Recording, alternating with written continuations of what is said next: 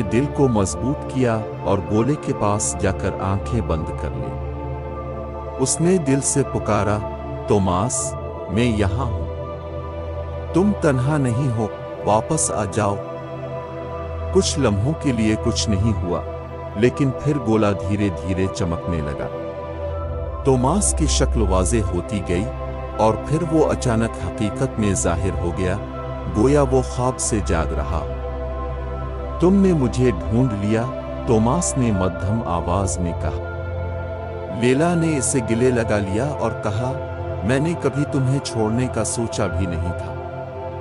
بوڑھا محافظ مسکرایا اور بولا، محبت اور امید ہمیشہ کھوئی ہوئی روحوں کو واپس لاتی ہے۔